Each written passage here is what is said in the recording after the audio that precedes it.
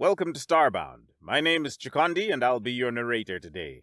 But before we get into today's story, please quickly check below to see if you've subscribed to the channel. It's 100% free, and it just helps make sure that our videos pop up in your feed more often. Dawn breaks with no sun. The thick mist clings to Runs Over Water's scales as he emerges from his sleeping hollow, just as it has every morning since his egg cracked. This fog is life. It shelters. It teaches. Today, it will test. The sleeping hollow sits nestled within the great roots of an ancient wetwood, its entrance woven from marsh reeds and sealed with dried mud.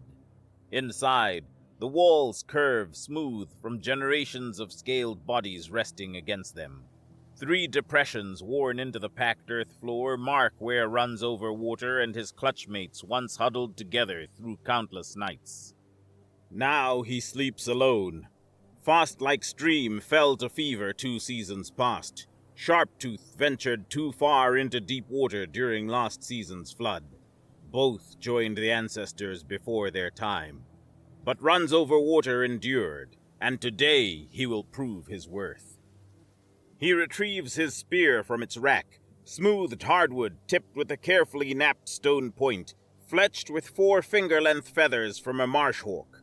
The weapon represents 3 full seasons of learning and crafting under Father's guidance.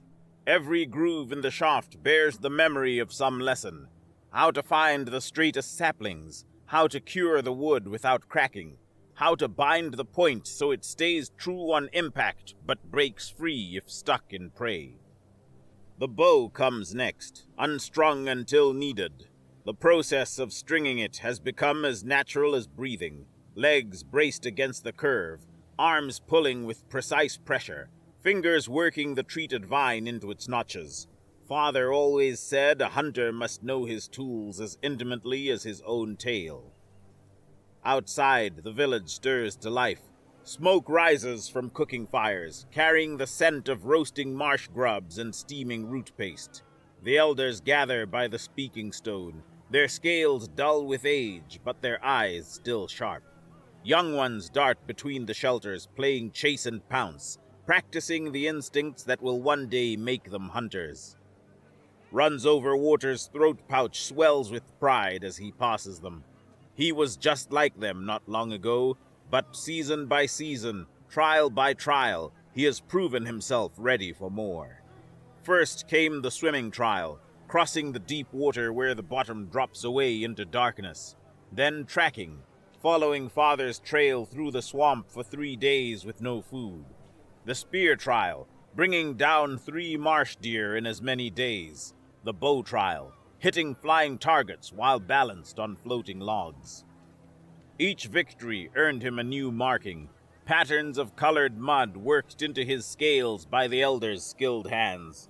Together they tell his story.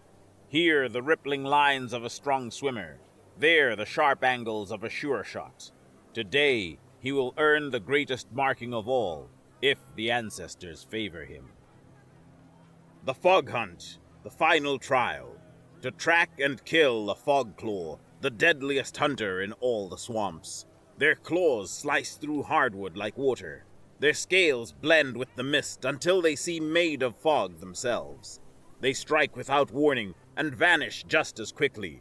Even Father speaks of them with deep respect, touching his luck tokens whenever their calls echo through the mist.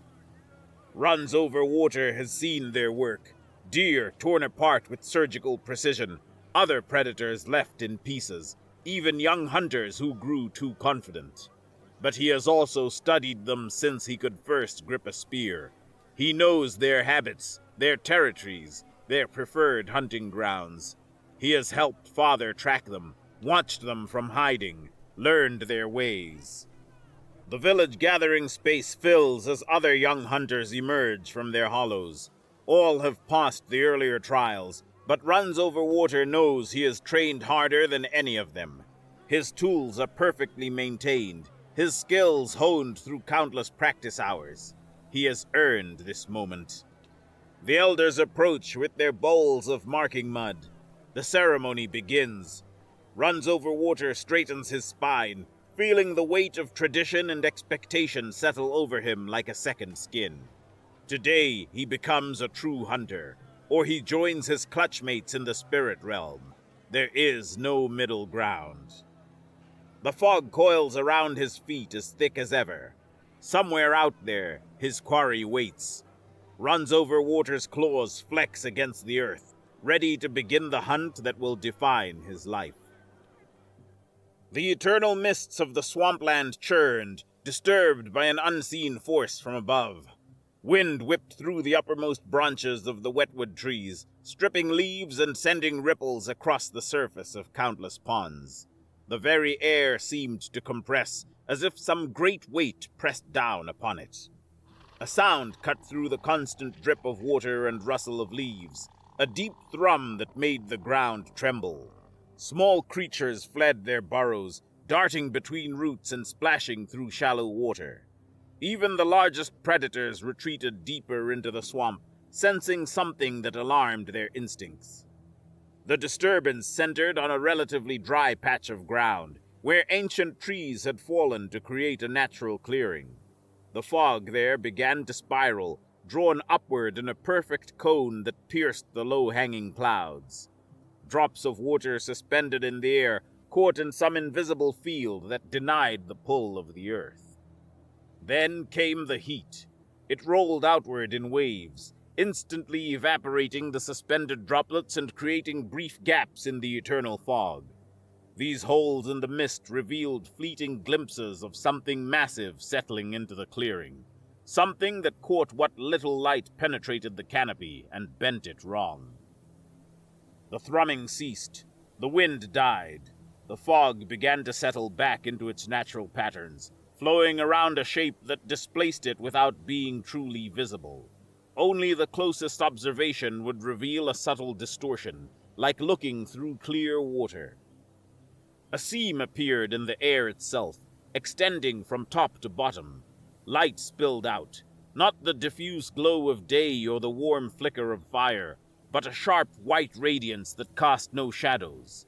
The seam widened, becoming a doorway that opened onto nothing. A figure emerged, tall, broader than any swamp dweller, covered in plates that gleamed like sun on still water. Its head was smooth and round, with no snout or scales, featuring a dark panel where eyes should be. It moved with deliberate grace, each step placing its flat feet precisely despite the treacherous ground. The figure paused at the base of its invisible vessel, lifting one arm to examine something attached to its forearm. Lights played across the surface of its armor, and sounds emerged that had no place in nature. Sharp tones and clicks that carried through the mist. The device on its arm projected patterns into the air, shapes that twisted and moved like living things, but remained flat and transparent. The figure studied these phantom images, occasionally reaching out to touch and manipulate them with armored fingers. Satisfied, it pressed something on its chest. The effect was immediate and absolute. The figure simply ceased to exist. No flash, no fade, just absence. Only the slightest ripple in the fog revealed its movement away from the clearing. The vessel followed suit, its distortion vanishing completely. The seam of light sealed itself. The mist reclaimed the space as if nothing had disturbed it. But the swamp had changed. Ancient patterns of predator and prey, hunter and hunted, had been disrupted by the arrival of something entirely new. A new hunter had entered these lands, one that walked without sound, killed without touching, and saw without being seen. The fog that sheltered all life here meant nothing to it. The rules that governed survival in this harsh realm did not apply. The hunt had begun, but the hunter was not seeking mere survival. This was not about food, or territory, or proving worth to the tribe. This hunter sought something else. A prize, a trophy, proof of prowess on a scale that spanned the stars themselves. Somewhere in the swamp, a fog claw marked its territory with razor-sharp claws, unaware that it had become prey to something far deadlier than itself. The eternal cycle of the swamp was about to be broken.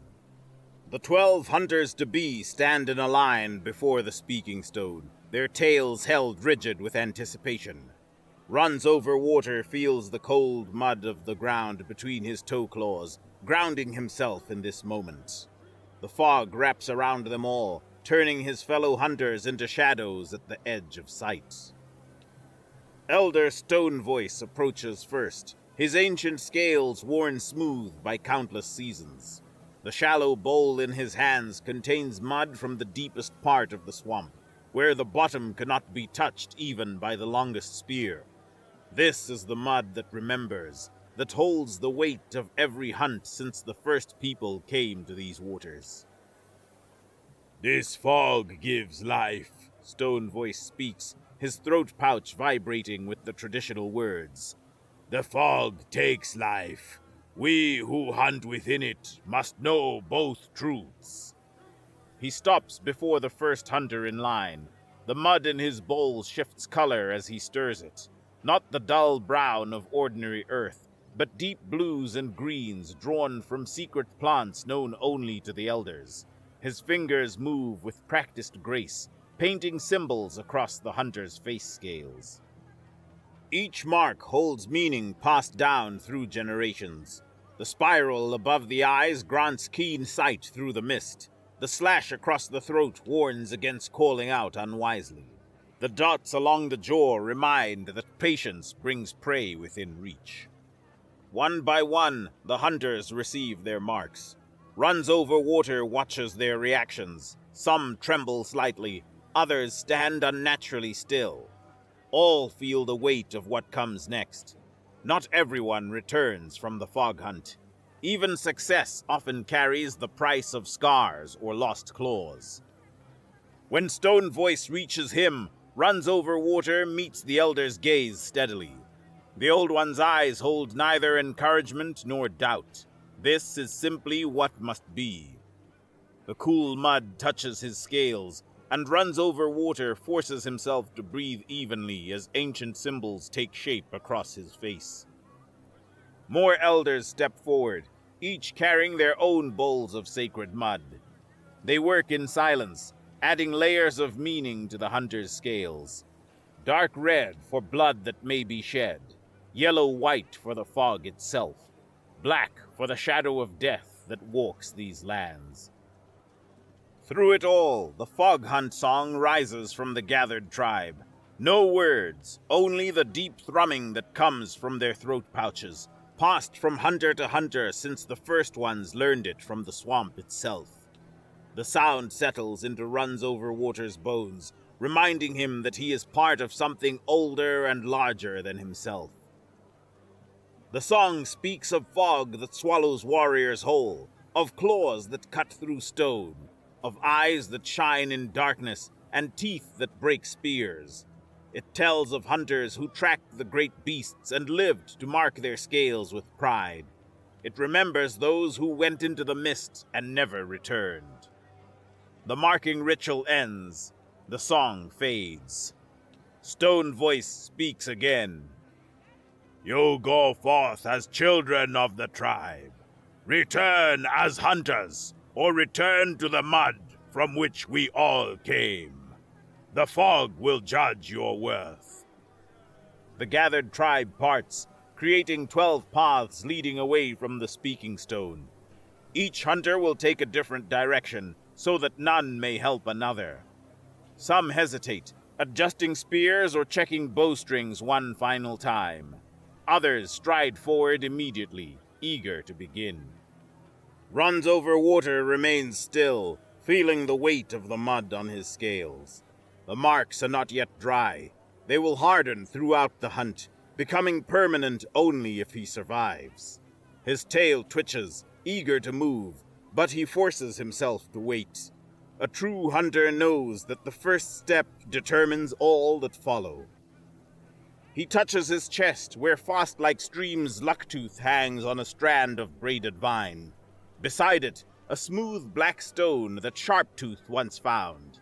His clutchmates travel with him in spirit, if not in body. Their strength joins with his. The fog beckons.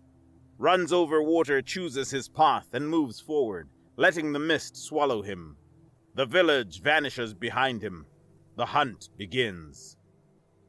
Runs over water reads the swamp like elders read the patterns in smoke. Each sign builds upon the last, telling stories of life and death in the mist. Here a broken reed where a marsh deer drank at dawn. There the smooth groove in mud where a water serpent slid past. The swamp speaks to those who know its language. He moves between the wetwood trees, his feet finding the hidden paths that generations of hunters have used. The truly skilled never break new ground. They step where others have stepped, adding their weight to ancient tracks until they become solid ground.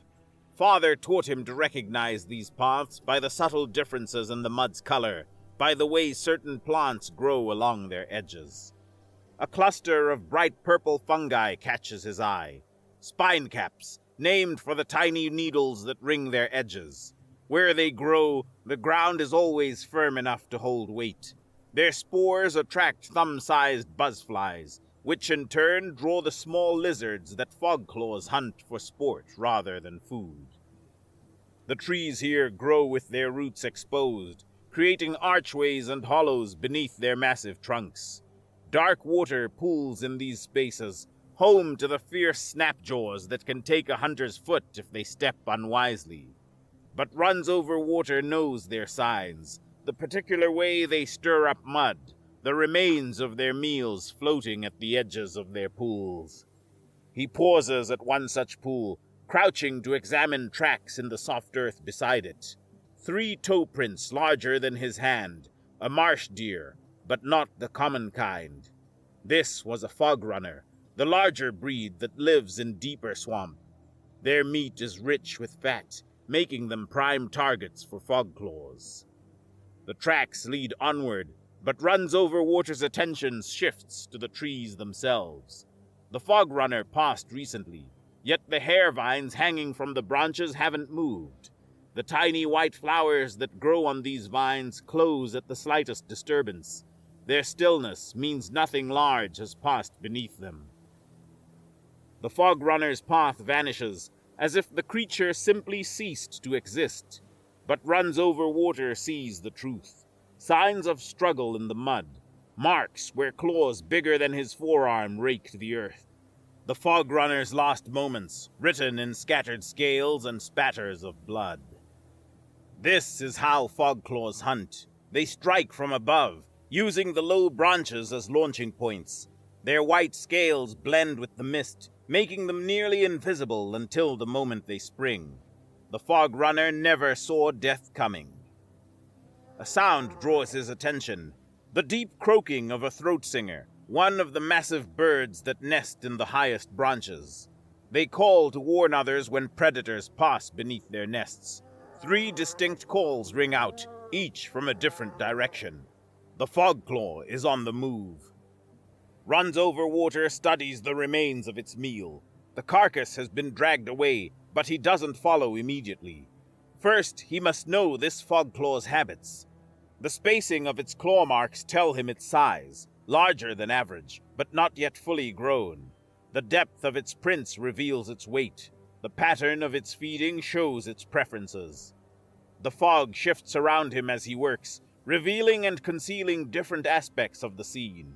He finds shed scales caught in tree bark, confirming the creature's coloring, pale as morning mist, with the faint golden tinge that marks a female. Females are smaller than males, but faster and more cunning. Something catches his eye, a mark in the bark that doesn't match the others. The spacing is wrong, the angle unfamiliar. This fogclaw is not alone in its territory. The thought brings his hand to his spear. 2 fogclaws in one space means either mating season has begun early, or something has driven one from its usual hunting grounds. He touches the mud of the kill site, testing its temperature against his scales. Still cool. The kill is fresh, but not so fresh that the hunter will be sleeping nearby. Following now would be safe, if he moves carefully. The fog claw will be settling into its digestion sleep, making it easier to track. The trail leads deeper into the swamp, where the trees grow closer and the fog thickens until he can barely see the length of his spear. This is proper fog claw territory. Few hunters ever return from these depths, but that is exactly why runs over water must go. The greatest prizes carry the greatest risks. He checks his weapons one final time, then moves forward. The swamp seems to hold its breath around him. Even the small sounds of insects and tree climbers have gone quiet. Somewhere ahead, his quarry waits. But first, he must understand why it has strayed from its normal patterns. A hunter who doesn't question the unusual soon joins the ancestors. The swamp's eternal rhythm faltered. Water droplets in the fog swirled against their natural pattern, drawn aside by an unseen presence moving through the mist. Tiny ripples spread across still pools where nothing visible had disturbed their surface. The very air seemed to bend, creating subtle distortions that vanished when viewed directly. Tree climbers froze on their branches, sensing something their instincts couldn't categorize. A throat singer went silent mid-call, its warning dying in its throat. Even the buzzflies changed their flight patterns, spiraling away from empty air as if avoiding an invisible obstacle. The presence paused at the sight of violence. Here the mud still held the story of death. Scattered scales, torn reeds, blood mixing with dark water. The fog parted briefly around a shape that wasn't there, revealing details of the scene that nature alone would have hidden. A broken claw lay half buried in the mud. It rose into the air of its own accord, water streaming from its surface. Light played across it from no apparent source, casting strange patterns that traced its curves and edges. The claw rotated slowly, examined from every angle by unseen eyes. More lights appeared, forming flat shapes in the air. They showed the claw from different perspectives, marking its dimensions with precise lines that hung in space. Numbers and symbols flickered beside these phantom images, their meaning inscrutable to any creature of the swamp. The claw descended back to the mud, settling exactly where it had lain. Not a grain of soil was disturbed by its movement. The presence shifted, studying other sides. Marks appeared in the air where they traced the spacing of footprints, the angle of killing blows, the pattern of the creature's movement. A throat singer called again, its deep note cutting through the fog. The presence went still. The phantom lights vanished. Even the subtle distortion of its form seemed to fade, becoming truly invisible rather than merely hidden. 3 more throat singers took up the call, their voices creating a map of movement through the canopy. Their warnings tracked something large moving through the upper branches, following paths that only the swamp's greatest hunters could navigate. The presence moved again, but differently now. Its passage left no ripples in the pools. The fog no longer swirled around it. Only the smallest signs betrayed its movement. A single drop of water falling from a disturbed leaf, the faintest impression in soft mud, the subtle shift of a hanging vine. It passed beneath a cluster of spine caps, but their needles didn't react to its presence. It crossed a snapjaw's pool without drawing the creature's attention. Every step fell exactly where it would leave the least trace, as if guided by perfect knowledge of the terrain. A sound cut through the swamp's ambient noise, the snap of a branch high above, followed by the distinctive scrape of scales against bark. The presence stopped. Phantom lights appeared again, reaching upward to paint the branches with invisible fire. They revealed what even the keenest natural eyes would miss, the white scales of a predator moving through the canopy. The lights vanished. The presence moved forward with new purpose, following the path of its quarry. But it wasn't tracking like a hunter following prey. Its movements were too precise, too measured. This was a predator moving to cut off its target's escape. More sounds echoed through the fog. The heavy impact of something large landing on a branch, the scrape of claws marking territory, the low hiss of a challenge display. The Fogclaw was establishing its dominance over new hunting grounds. It didn't know it was being hunted. The presence split the fog like a blade as it moved, heading toward the source of these sounds. It carried with it something foreign to the swamp's ancient patterns. This was not the patient stalking of a natural hunter, or the desperate pursuit of prey. Calculation, purpose, methodical execution. The Fogclaw's destiny had been decided by forces it couldn't comprehend, guided by rules it would never know. Its role in the eternal cycle of predator and prey irreversibly disrupted by something outside that cycle entirely. Runs over water's scales prickle with unease. The Fogclaw's trail winds through a swamp in ways that defy everything he knows of their habits. They are creatures of pattern, of territory. They claim their hunting grounds and defend them until death. Yet this one moves like prey, not predator. He pauses to study another set of marks. The Fogclaw's claws had scored deep into a wetwood's trunk, but not in the usual pattern of territorial claims. These cuts are frantic, carved in haste. The spacing is wrong, too close together, as if the creature struck in fear rather than dominance. The trail itself troubles him more with each step. Fogclaws are masters of the space between water and sky, moving through upper branches where their weight bends limbs that would snap under lesser hunters. They descend only to kill or to sleep. But this one keeps returning to the ground, leaving prints in mud where no Fogclaw should walk. He finds another kill site, fresher than the first. A young marsh deer, barely more than a fawn. Its death makes no sense. Fogclaws hunt the largest prey they can find, taking pride in bringing down the most dangerous targets. They never waste energy on such small meals unless desperate. The carcass tells an even stranger story. Fogclaws are meticulous feeders, taking only the richest meat and leaving the rest in specific patterns that mark their status. This kill has been torn apart without purpose or pride. Meat lies wasted in the mud, not even properly tasted. Runs over water touches his luck tokens, seeking wisdom from his clutchmate's spirits. Has he somehow tracked a sick hunter? But no, the prints show no sign of weakness or injury. The Fogclaw moves with its full strength. Something else drives it to break its nature. He studies the mud around the kill, reading the sequence of events. The Fogclaw approached from directly above, as always. The deer died quickly, efficiently. But then, the pattern changes. The Fogclaw's prints show it spinning, slashing at empty air, fighting something that left no tracks of its own. The ground here feels wrong beneath his feet. The mud has been disturbed in ways he cannot explain, as if walked upon by something his eyes refuse to see. Even the fog behaves strangely, swirling in currents that no wind could create. A throat singer calls from ahead, the warning cry that signals a hunter in its territory. Two more answer from different directions, their voices overlapping. Runs over water's hand tightens on his spear. The voices create a map in his mind, showing the Fogclaw's position.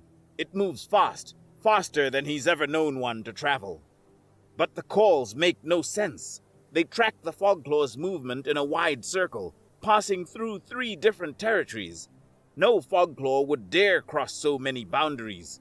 Each crossing risks death from the territory's rightful owner. Even in mating season, they respect these ancient lines.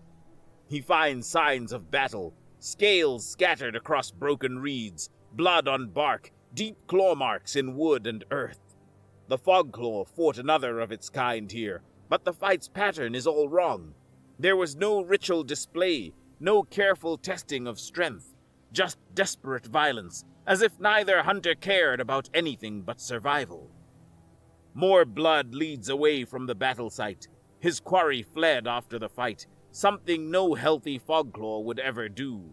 They fight to the death over territory. Retreat brings shame worse than death. Yet this one fled without even trying to save its pride.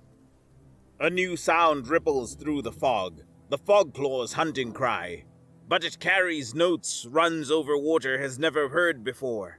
Not the confident call of an apex hunter, but something sharp with fear. It calls again, closer now, moving toward him far too quickly. The mud between his toes holds traces of warmth that shouldn't exist, residual heat that fades even as he feels it. The fog parts and seals in ways that cannot be natural. All his instincts scream of wrongness. The very patterns of the swamp have been disrupted by something that should not be. He has driven himself too deep, followed signs he should have recognized as warnings rather than trail marks. No hunter has ever returned from this far into Fogclaw territory. Perhaps now he understands why. Something walks these depths that even the great hunters fear. The Fogclaw cries out again, so close now that the sound shakes water from the leaves above. But runs over water's attention fixes on the fog itself, on the way it moves against every pattern he has known since his egg cracked. Something else hunts here, something that cares not for the laws of the swamp. Movement catches runs over water's eye, a ripple of white scales through the fog. His body reacts before his mind can process the sight, muscles tensing to leap aside. But he knows already it's too late. No one survives a Fogclaw's ambush once they've seen the scales. Time slows as his hunter's mind catalogues every detail. The Fogclaw's form emerges from the mist as if born from it. Massive, female, but larger than any he's ever seen. Her scales hold the perfect white of morning fog, marred only by fresh scratches that tell of recent battle. Her eyes lock onto his, black pupils wide with fear, not hunger. This is wrong. Fogclaws never show fear. Their eyes should be narrow with confidence, calculating the kill. But these eyes hold something he's never seen in an apex hunter. Raw terror. None of this matters. Her claws extend, each longer than his forearm. Her muscles bunch for the killing leap. The distance between them is less than a spear's length. His weapons will be useless at this range. Even if he could raise them in time, her scales would turn aside any blow he could strike. Runs over water feels a strange peace settle over him. This is how many hunters meet their end. Their last sight, the perfect killing form of the swamp's greatest predator. His only regret is that he won't return to tell the tribe of the strange things he's seen, of how the patterns have been broken. A sound tears through the fog, sharp as breaking stone, loud as sky fire. The air itself seems to split. Light flares, brighter than the sun. The Fogclaw's leap transforms into a sprawl as something strikes her side with impossible force. She crashes through a stand of reeds, her tail thrashing. Blood runs down her scales, not the dark brown of a spear wound or the ragged red of claw marks, but a perfect round hole that pulses with dying light. She screams. The sound carries none of a hunter's rage, only primal fear. The Fogclaw scrambles up, movements jerky with panic. Her claws rip gouges in the earth as she launches herself away, abandoning any pretense of pride or power. She moves with pure instinct now, using her full speed to escape something even she cannot fight. Runs over water, stands frozen, his breath caught in his throat. The light came from behind him. Slowly, so slowly, he turns toward its source. The fog swirls and dances, carrying the scent of storm fire. Heat radiates from empty air, making the water droplets dance and swirl. Something moves through that empty space. The fog parts around a form he cannot see. Mud depresses beneath feet that leave no prints. The very air seems to bend, creating patterns that his eyes refuse to understand.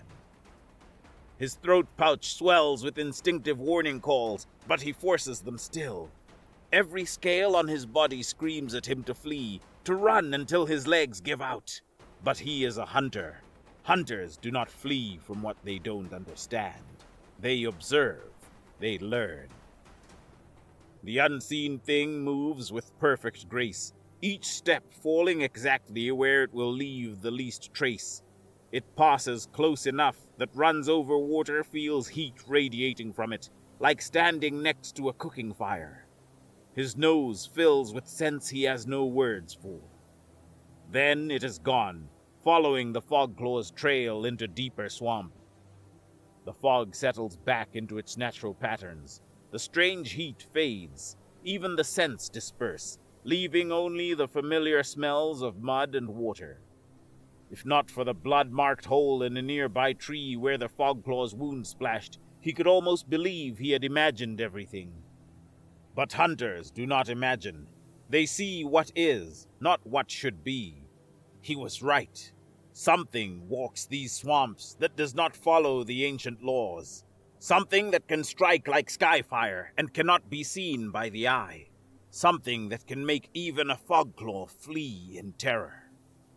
His hunt has changed. He is no longer the hunter seeking prey. Now he must understand what force has invaded his swamp. What power can turn the greatest of predators into frightened prey? The marks of the ritual still dry on his scales, reminding him of his duty to the tribe. Carefully, silently, Runs Over Water begins to track the impossible thing that saved his life. Perhaps this is why so few return from the fog hunt. Perhaps they all found something beyond their understanding and followed it into mystery. Following a thing that leaves no track tests every skill Runs Over Water has learned since he first gripped a spear. The invisible hunter moves like nothing he has ever tracked, yet the swamp cannot hide its passage. He reads its trail in the absence of signs. Here, a patch of mud too smooth, as if something swept away all trace of its crossing. There, a scatter of water drops hanging in still air where fog should flow naturally. The very emptiness speaks to his hunter's senses, showing him where his quarry has passed. His feet find strange warmth lingering in certain spots, heat that cannot exist in the cool swamp. The spine caps react to nothing, their needles turning to track an unseen presence. Even the snapjaws sense something, their scaled heads following empty air. The trail leads deeper into the swamp than Runs Over Water has ever ventured. The trees press closer here, their roots forming a maze of arches and hollows. The fog thickens until he can barely see the length of his own tail. This is the domain of legend, where the first hunters fought the greatest beasts. He finds more signs of the Fogclaw's passing, broken reeds, scattered scales, blood droplets that still pulse with dying light. The great hunter flees without care or stealth or dignity, but the thing pursuing it moves with deliberate precision, each step placed with perfect care. A throat singer sounds its warning call, but cuts off mid-cry. Another begins to call and falls silent just as quickly.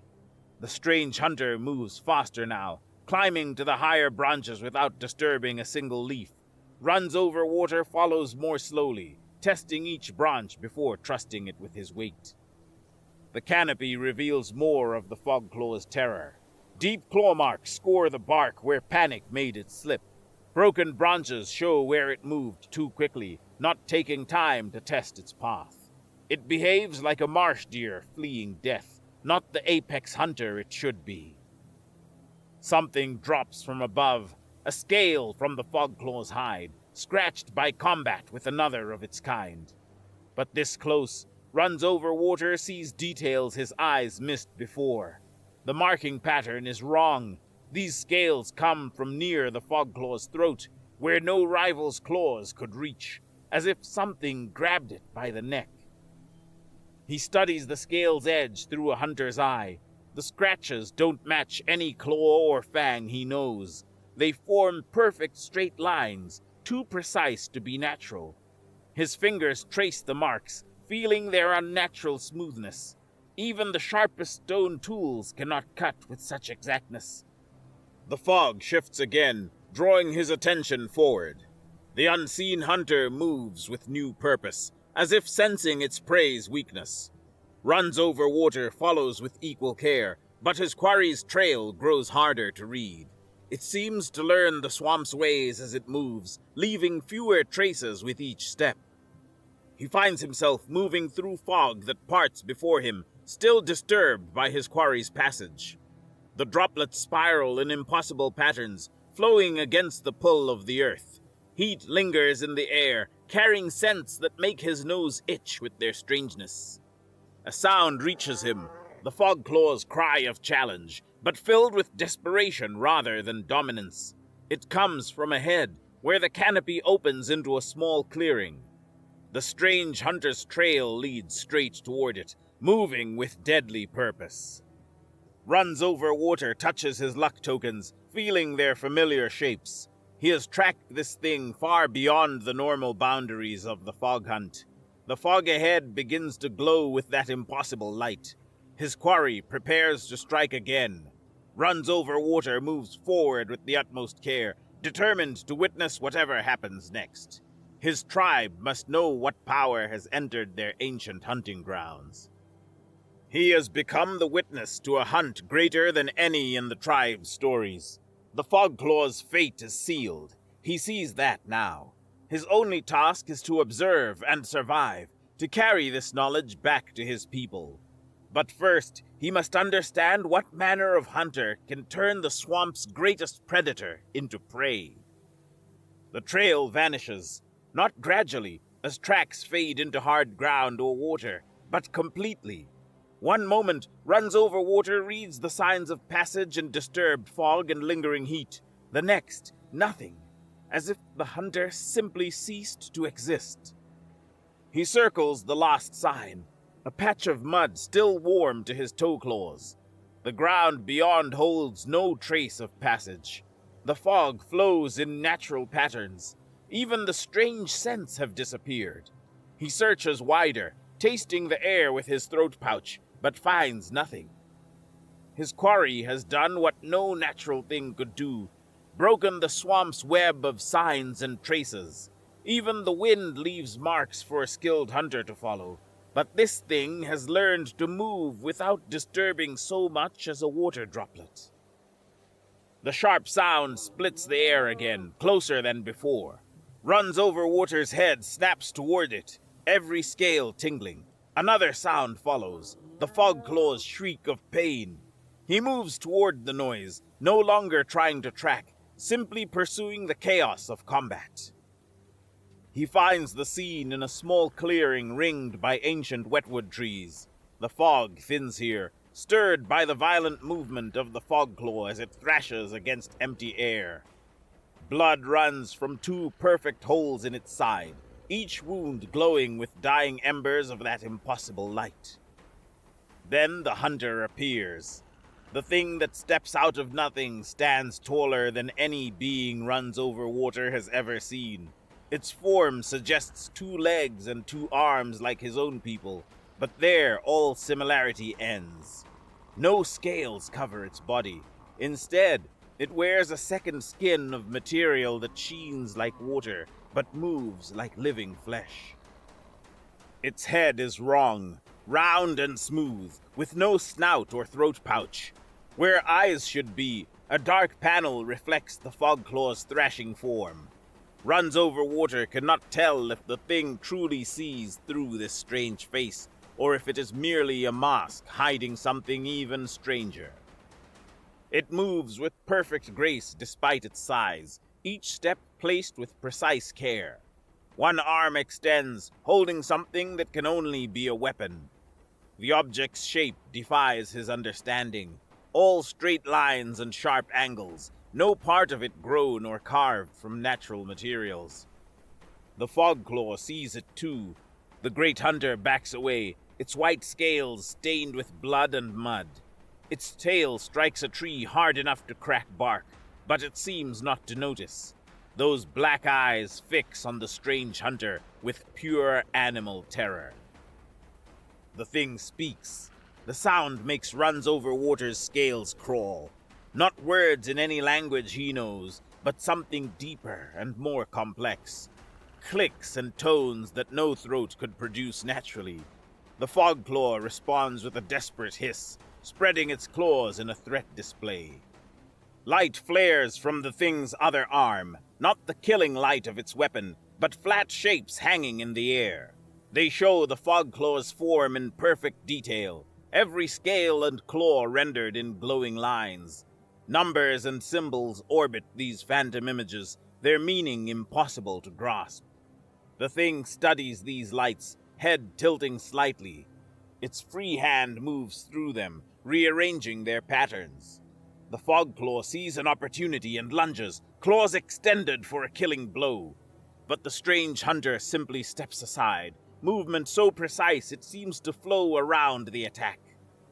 The weapon comes up, light gathers at its tip. The fog claw realizes its mistake too late, trying to turn its lunge into retreat. The sound comes again, sharp as breaking stone. Light pierces the fog.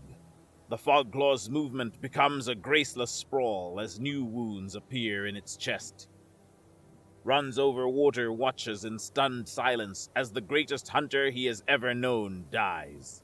Not in ritual combat with its own kind, not bringing down mighty prey, but reduced to a mere trophy for something beyond his understanding. The strange hunter moves to the fallen fogclaw, weapon still ready. More lights appear around its arm, scanning the corpse. That alien voice speaks again, satisfaction clear even in its unnatural tones. The thing reaches down with its free hand, fingers tracing the fogclaw's scales with almost gentle curiosity. Runs over water should feel triumph. The fogclaw that nearly killed him lies dead. By the tribe's laws, he could claim this as his kill and complete his trial, but he feels only awareness of how fragile his people's laws suddenly seem, how small their understanding of what walks in their swamp. The strange hunter works with methodical precision. Its weapon disappears into its second skin as it kneels beside the fogclaw. Those armored hands move across the corpse with practiced ease, examining each wound, testing the flexibility of each joint, like a hunter assessing the quality of prey. More lights spring from its arms, surrounding the fogclaw's body. The phantom images shift and change, showing the creature from every angle. New marks appear in these glowing pictures, straight lines dividing the fogclaw into sections, marking where scales meet flesh. The thing produces new tools from its skin, each more mysterious than the last. They gleam like water in sunlight, their edges too perfect to be natural. It begins to work on the fogclaw's body with these implements, movements precise as a master craftsman. Runs over water watches in fascination as the hunter divides the flesh with impossible skill. No cut bleeds, no scale chips. The fogclaw's body separates along invisible lines, coming apart like pottery from the shaping fires. This is not the butchery of hunger, but something else, something ritual. The strange hunter sets aside several choice cuts of meat, the flesh perfectly separated from bone and scale. From its skin, it produces a small device that flares with controlled fire, hot enough to make the air shimmer. Runs over water watches in fascination as it carefully sears the meat, the scent of cooking flesh unlike anything he has known. Its hands move to its face. There is a soft hiss, and the smooth, dark panel lifts away. Runs over water's throat pouch, constricts in shock at what lies beneath. The creature's true face is pale and flat, with small eyes and a mouth full of blunt teeth. It looks soft, vulnerable, nothing like the deadly predator that brought down a fogclaw. Yet, as runs over water watches, it tests the cooked meat with strange implements, then lifts a perfectly browned piece to those strange teeth and begins to eat. No hunter in the history of his tribe has ever consumed fogclaw flesh. Their meat is considered too dangerous, too powerful. Even touching it with bare scales can raise painful welts. Yet this being devours it with evident pleasure, making sounds of satisfaction as it chews. Its blunt teeth tear through the meat that could crack a stone spear, now made tender by the fire's touch. When it finishes eating, it carefully extinguishes the flame and stows both the device and its eating implements back within its skin. It replaces its face panel with another soft hiss. The strange hunter's attention then fixes on the Fogclaw's head. Its fingers trace the curve of the jaw, the shape of the eye ridge. More lights appear, showing other creatures Runs-Over-Water has never seen. Beasts with teeth and claws that dwarf even the Fogclaw's weapons. Each image bears the same angular mark beside it, like a broken branch.